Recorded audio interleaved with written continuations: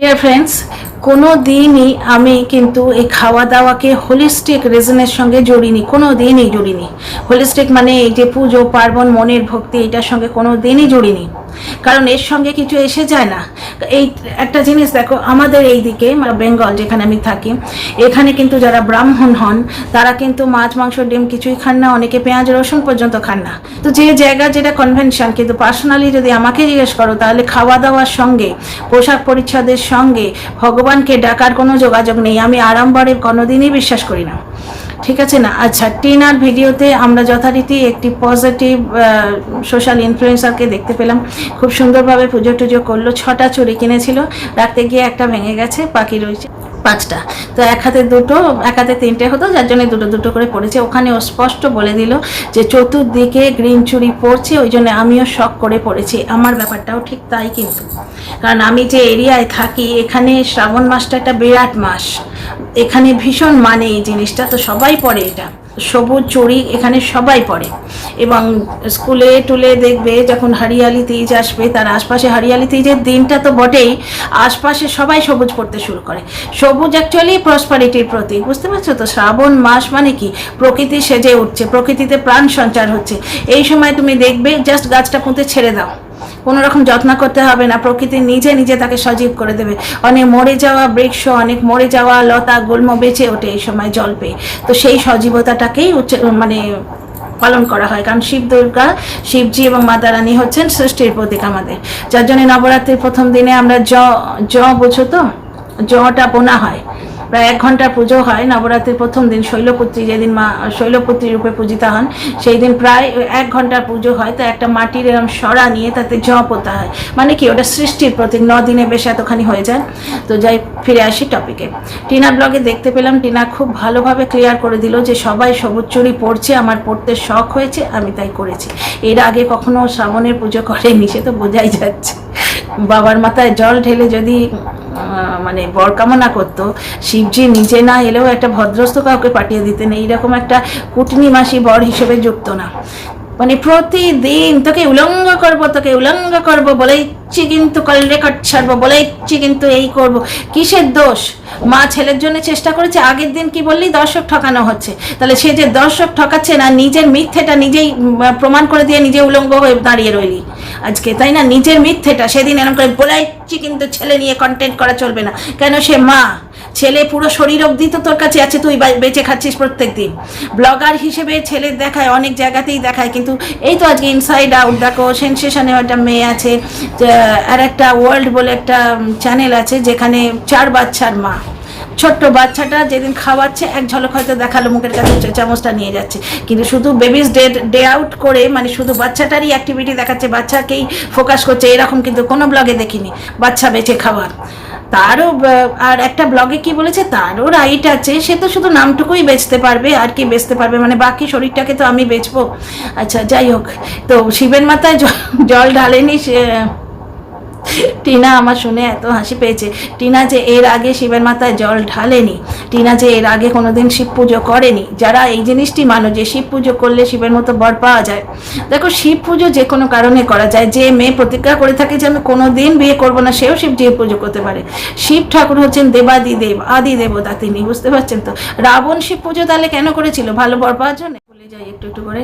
তো রাবণ যে ছন্দবদ্ধ সংস্কৃত স্তোত্র উদ্ভাবন করেছিলেন, শিবজি যখন পা দিয়ে কৈলাস পর্বতটা রাবণের হাতের উপর চেপে ধরেছিলেন, অতি দম্ভ হয়ে গেছিল, এত দম্ভ হয়ে গেছিল, শিবজি শুদ্ধ কৈলাস পর্বতে তুলে নিয়ে যাবে, বুঝতে পারছো তো? অতি কোনো কিছুই ভালো নয়, অহংকারের পতন হবেই, অহংকারের পতন হবেই। এবার এখানে দেখো তো, শিবজি একটি পা কৈলাস পর্বতে নামিয়েছিলেন এবং রাবণের হাতটা একবারে যায়।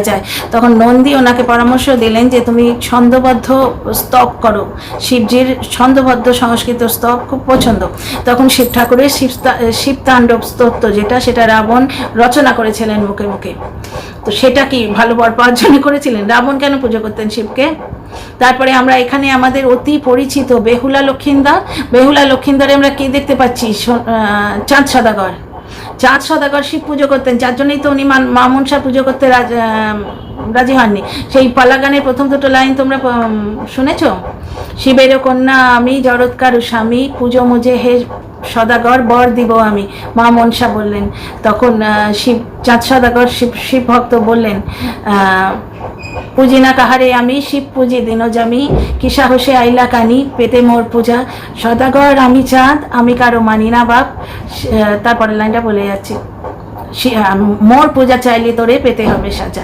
শোনো নি বেহুলা লক্ষিন্দারের পালা। তো চাঁদ সদাগর শিব পুজো কেন করতেন? বর পাওয়ার জন্যে? কি অদ্ভুত মূর্খের মতো কথাবার্তা। মানে কন্ট্রোভার্সি করতে হবে, কন্টেন্ট চাই। টিনার সবুজ চুরি এখন কন্টেন্ট হয়ে গেছে। অ্যাকচুয়ালি টিনাকে গ্রিল করার কোনো জিনিস পাচ্ছে না। টিনা পুজো পাঠ দেখাচ্ছে, এবার তার পুজো পাঠেও তো কিছু একটা ভঙ্গ দেখাতে হবে। অন্য জায়গায় এইটা করলো না, ওইটা করলো না। তারা চক্রবর্তী ব্রাহ্মণ, আমরাও চক্রবর্তী ব্রাহ্মণ, তারা চক্রবর্তী ব্রাহ্মণ অন্য জায়গায় পুজো করে বেড়ায়। তাদের থেকে নিয়মেরা বেশি জানে। এটা ওইদিকে রাখলো, ওটা ওইদিকে রাখলো করে খোঁজ ধরতে আসে। আজকের পুজোয় তো কোনো খোঁজ ধরতে পারছে না, ওই জন্য শুরু করেছে সবুজ চুরিতেই কেন পড়লি।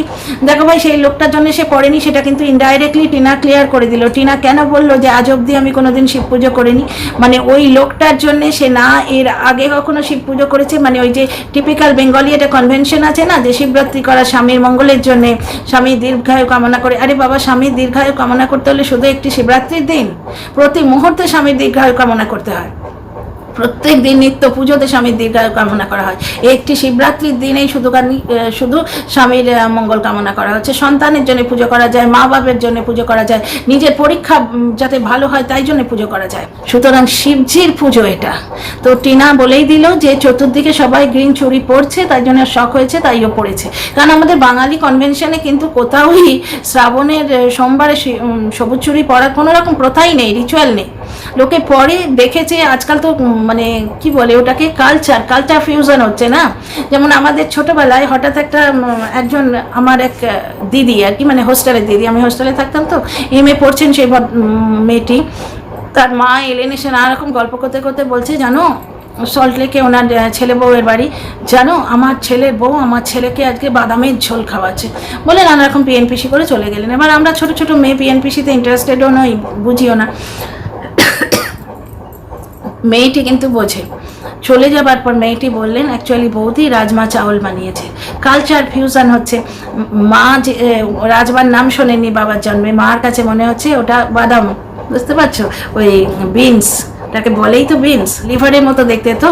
তো ওই রাজমাটা কিন্তু আমাদের বাঙালি খাদ্যতে নেই, বুঝতে পারছো, অনেকেই জানে না, কিন্তু আজকাল সবাই জানে, আজকাল সবাই জানছে, এবং ওটা খুবই পপুলার হচ্ছে। যেমন ছোলে, আমাদের কিন্তু কাবুলি ছোলা দিয়ে এরকম মাংস মতো রান্না করে বেঙ্গলি কমিউনিটিতে কেউ খেত না, আমাদের ছোটোবেলায় খাইনি, কিন্তু অনেক জায়গায় এখন খায়। কারণ রাজমা চাউল, ছোলে চাউল এগুলো খুব সহজ খাওয়া।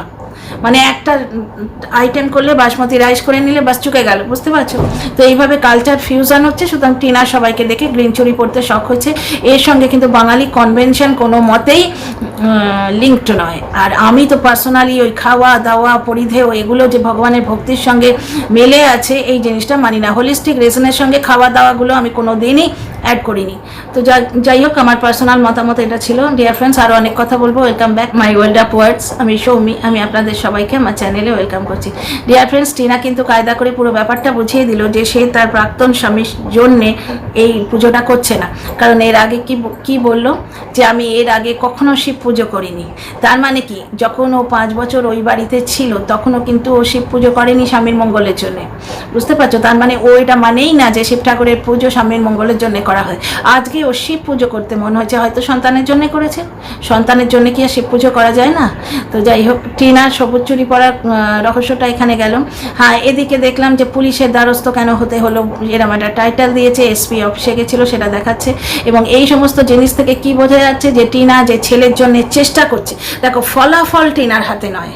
আমাদের গীতায় কি বলে গেছেন প্রভু, কর্ম করো, ফলের আশা করো না। টিনা কিন্তু কর্ম প্রথম দিন থেকে করে যাচ্ছে। তাহলে এই 7-8 মাস ধরে যারা টিনাকে কেমন মা বলে বেঁচে খেয়েছো, তাদের মুখে ঝামাটি ঘষছে তো।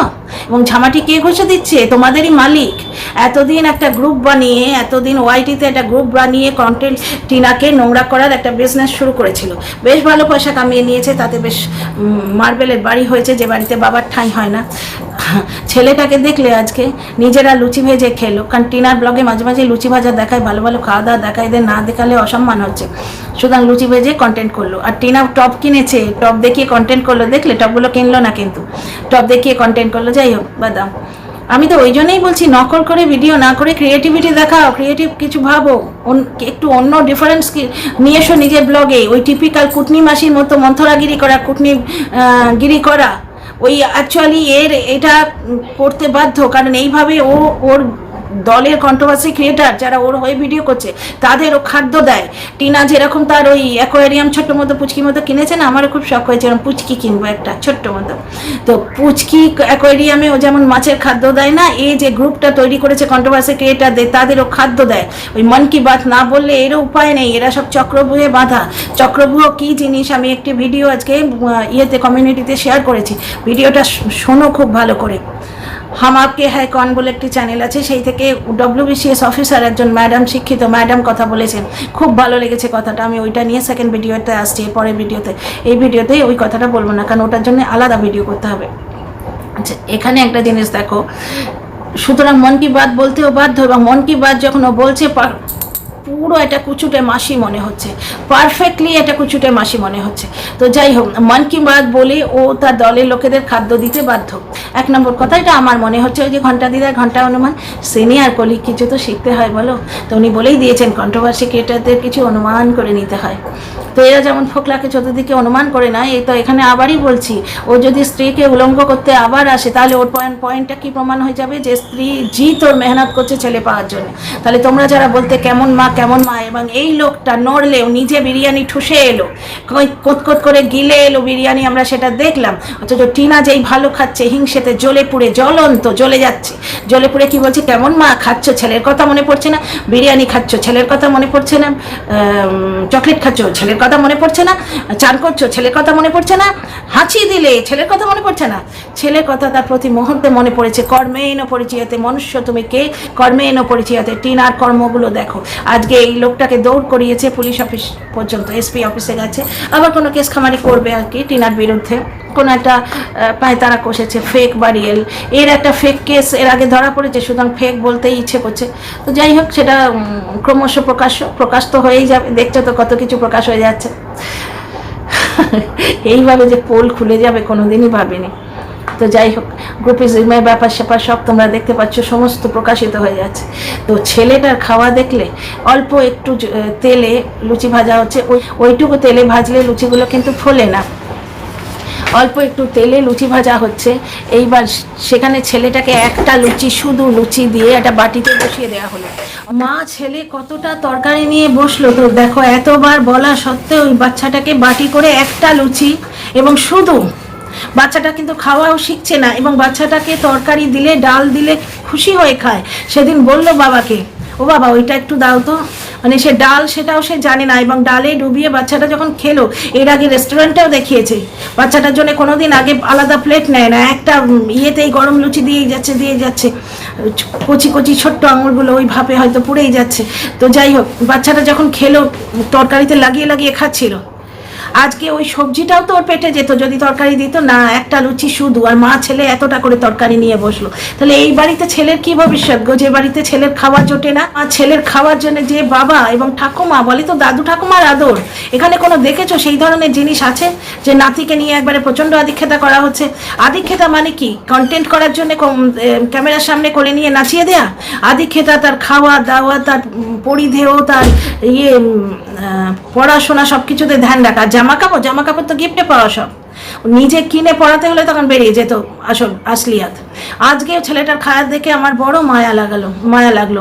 এবং আমার এক দর্শক বন্ধু বারবার বলেন, রথের দিনে যখন লোকটা থালায় মিষ্টি সাজিয়ে ক্যামেরায় দেখাচ্ছিল, ছেলেটা নাকি এইভাবে চেয়েছে, ও বাবা একটা মিষ্টি দেবে, কি মায়া লাগে না শুনে। তো যাই হোক, টিনা যে ছেলের জন্য প্রাণপণ চেষ্টা করছে, সেটা কিন্তু ওই লোকটাই প্রমাণ করে দিচ্ছে। তাহলে আগের দিন কেন দর্শক ঠকালি রে, কেন মিথ্যে কথা বললি, মিথ্যেবাদী ব্লগার?